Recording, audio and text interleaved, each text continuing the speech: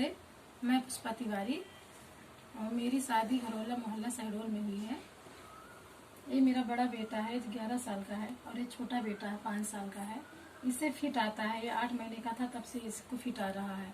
अभी दिन में 4-6 बार फिट आ चुका है और ये खाना पीना भी मतलब नहीं खा पाता, फिट ऐसे आता है तो पूरे दिन पड़ा रहता है।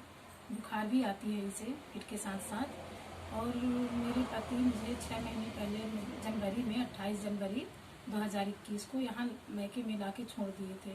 मैं अपाहिज हूँ, मैं चल नहीं पाती। उन्होंने कहा तुम चल नहीं पाओगी और मुझे भोपाल जाना है किसी काम से, इसलिए तुम मैके में रहो थोड़े दिनों के लिए, 1 हफ्ते 10 दिन के लिए। मैं आ जाऊँगा तो फिर तुम्हें वापस ले आऊँगा। मैंने कहा ठीक है। फिर वो मुझे छोड़ के मैके में चले गए। वो 31 जनवरी को भोपाल के लिए निकले थे और फिर इसके बाद मैं 1 फरवरी को फ़ोन लगाई तो वो निकल चुके थे। मैं बोली आप जा चुके हैं? बोली हाँ मैं जा चुका हूँ। बोली कब आएंगे? बोले 10 दिन बाद मैं आ जाऊँगा।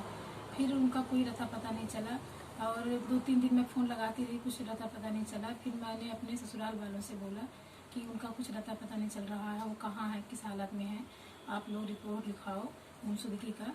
तो मेरे बार बार कहने पर उन्होंने रिपोर्ट तो लिखाई गुमशुदगी की, पर तब भी कोई कार्रवाई नहीं की जा रही थी। अभी इतने महीने हो रहे हैं, कोई कार्रवाई नहीं की गई और मैं इतने दिनों से मैके में थी।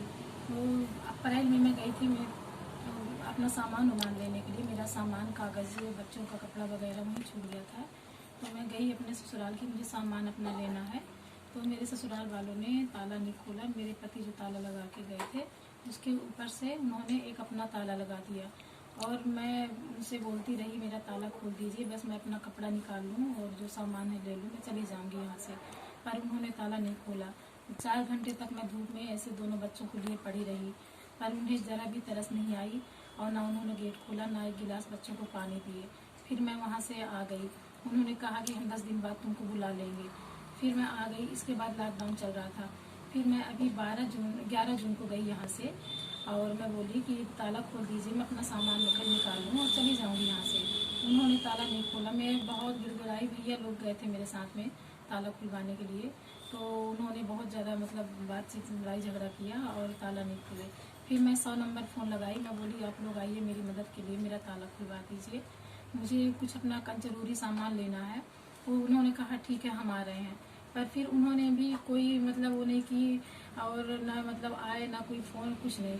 फिर मैं हताश होकर चली गई कोतवाली में। बोली वहाँ पे फिर जाके मदद लूँगी। वहाँ गई कोतवाली में तो पुलिस वालों से मैंने बताया, पूरी कहानी बताई कि मेरे पति इतने दिन पहले जा चुके थे और गुमशुदगी की रिपोर्ट भी लिखाई गई थी 6 फरवरी को। तो वहाँ पे तो उन्होंने मतलब मजाक उड़ाना शुरू कर दिया कि अरे आपके पति तो गए हैं वहाँ एंजॉय कर रहे हैं और पता नहीं किसी के साथ में हैं, सब बोलने लग गए हैं। फिर मैंने कहा मुझे कुछ नहीं पता, आप लोग मेरा रिपोर्ट लिख लो, मुझे अपना ताला खुलवाना है घर का। उन्होंने कहा नहीं, यहाँ हम नहीं लिख सकते हैं आपका रिपोर्ट, PI साहब आएंगे तो आप उनसे बोलना। मैं इंतज़ार करती रही शाम को 6 बजे तक, पर फिर TI साहब आए। उन्होंने कहा नहीं हम कुछ नहीं कर सकते हैं, आपको अगर अपना ताला खुलवाना है तो आप कोर्ट जाओ, कोर्ट से कार्रवाई करवाओ, फिर अगर वहाँ से हमें आदेश आएगा तो हम आपका ताला खुलवाएंगे। मैं वहाँ से आ गई, रोती हुई आई वहाँ से, पर किसी ने मतलब मेरी कोई मदद नहीं की। फिर इसके बाद मैं सोची वहाँ जाऊँगी महिला थाने में, तो वहाँ भी बंद हो चुका था, कोई वहाँ पे था ही नहीं। मैं आ गई, अंधेरा हो चुका था। रात में घर में अपने 9-10 बजे पहुँची और यहाँ पे मैं पड़ी हूँ। बच्चों का ना कोई खर्चा दे रहा है, ना कुछ, बच्चों को क्या ज़रूरत नहीं पड़ती, कुछ भी कोई नहीं दे रहा। बच्चा है मेरा बड़ा वाला, तड़पता रहता है, अपनी बीमारी से जूझता रहता है और कोई मेरी मदद नहीं करते हैं। अभी बीच में मैं कोरोना पॉजिटिव हो गई थी, तो उसमें भी कोई मेरी मदद नहीं की ससुराल वाले। फिर कैसे कैसे करके मेरे मैके वालों ने मेरी दवाई कराई तो मैं ठीक हो पाई।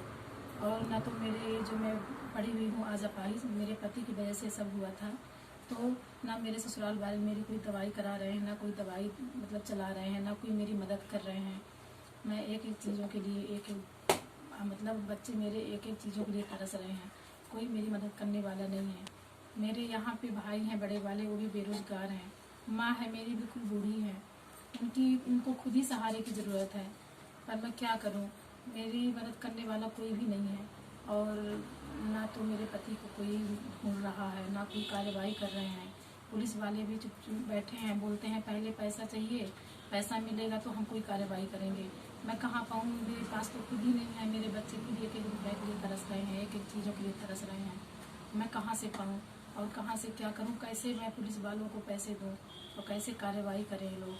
तो आप लोगों से मेरी रिक्वेस्ट है, मैं हाथ जोड़ के विनती करती हूँ कि आप लोग मेरी मदद कीजिए, मेरी मदद कीजिए। जो भी मेरी आवाज़ सुने, जहाँ तक मेरी आवाज़ जाए, प्लीज़ मेरी मदद कीजिए, मेरे बच्चों पे तरस कीजिए और मुझ अपाहिज पे तरस कीजिए, मेरी मदद कीजिए प्लीज़।